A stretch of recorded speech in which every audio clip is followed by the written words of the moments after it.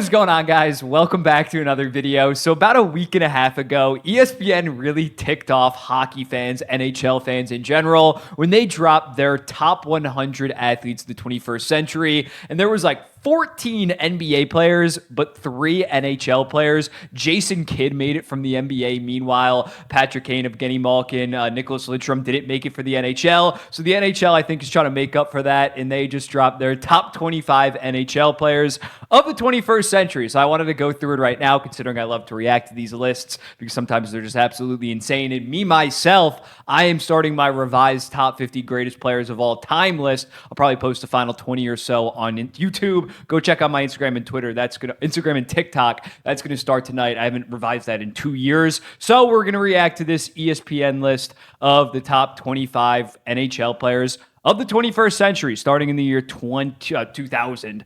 When I was born then, so I'm a fully 21st century guy. Up first, Sidney Crosby. I know what the top 3 is going to be, considering the top 3 that were on the 21st century list, the top 100 athletes. So Crosby, Ovechkin. It was weird. In the ESPN top 100 all athletes, Crosby was like 22nd. Ovechkin was 54th. There was a massive gap. I do agree that Crosby is the greater player as of right now, and probably will retire the greatest player, but it's not that big of a gap. So Ovechkin, definitely number 2.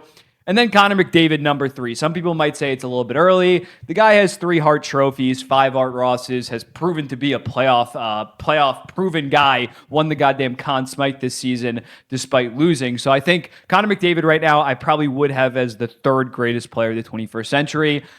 I did get spoiled who's number 4, and I disagree. I got to be honest. I saw the picture of this. Patrick Kane, number 4, is ridiculous in my opinion, especially considering this guy below him, and I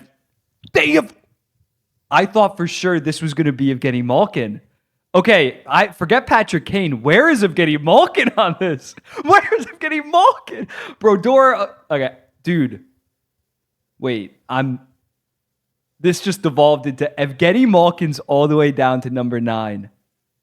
I thought I was going to be shocked because it was going to be like Kane, Malkin, then Lindstrom or something. Okay, first off, Patrick Kane. I would have him number 6 on this. I would have Lidstrom ahead of him for sure. You look at Nick Lidstrom. Let's get back. I'm kind of taken aback by Malkin all the way at number 9. But when you're looking at Nick Lidstrom, yes, he did start his career in 1993. But Nick Lidstrom, I'll probably flash it right now. He won every single one of his Norrises, all 7 of his Norrises in the 21st century. He was the best defenseman, hands down, from 2000 all the way to 2011. I think he's clear-cut to number 4 on this. You can make an argument for him being ahead of Connor McDavid, considering the team's success, and the trophy case is so absurd. Nathan MacKinnon, number 6, is premature. I think when it's all said and done, he'll probably be a top 6 player of the 21st century. Martin Brodeur, how many of his Vezinas did he win in the 21st century?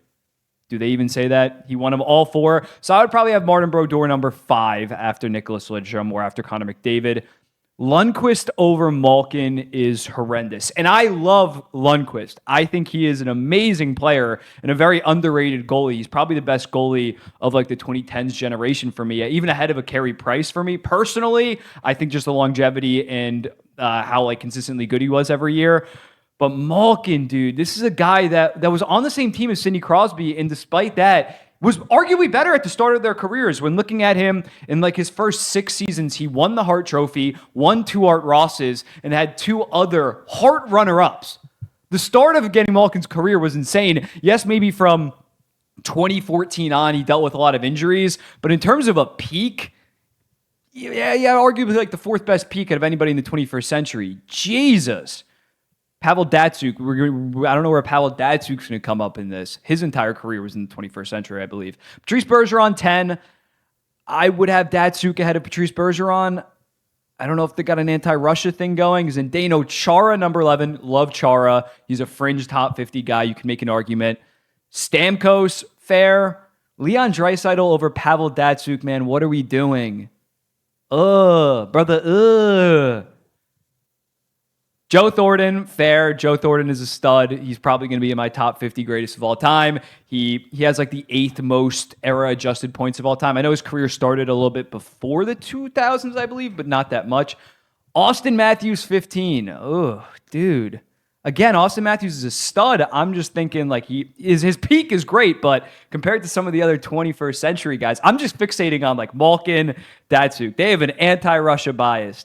It's not Malkin and goddamn Datsuk's fault that they invaded Ukraine. Erik Karlsson's an interesting one.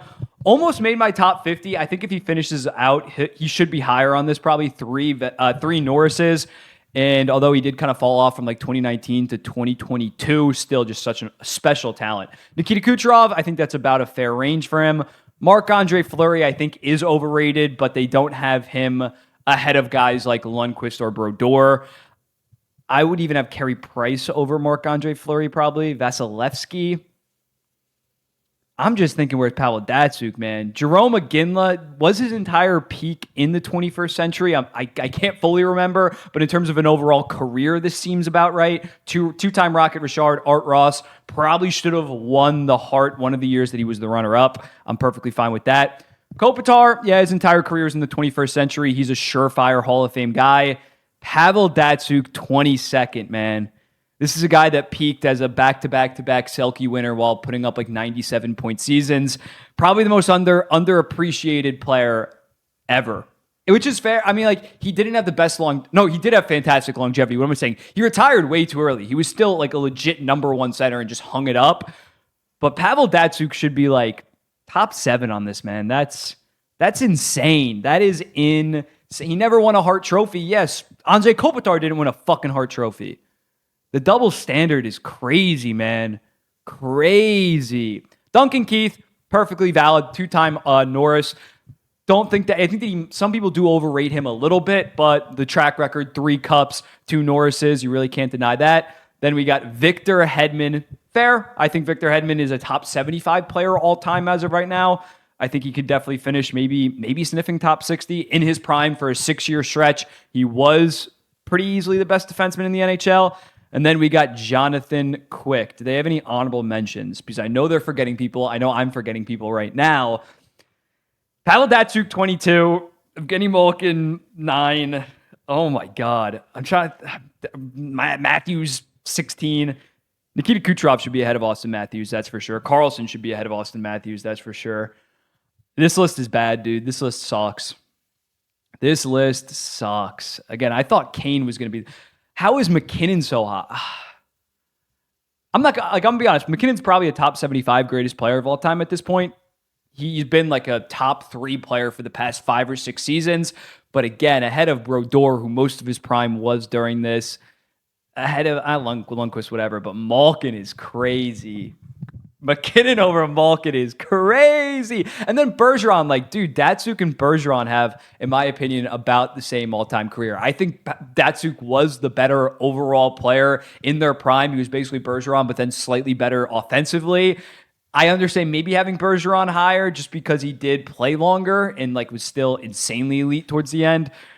But yeah, I might have to revise this. This is definitely an interesting list. But yeah, let me know in the comments, what do you think? Is Patrick Kane valid at number 4? Who else? Matthews at 16. Interesting, man. I do not get this. I think that they are biased against some of the Russians and biased towards some of the newer players that don't really have the overall impact as others. Is it? I don't think it was just solely who's the best right now, because the other list was not like that. But yeah, let me know in the comments. What do you think? Yeesh, ESPN, yeesh.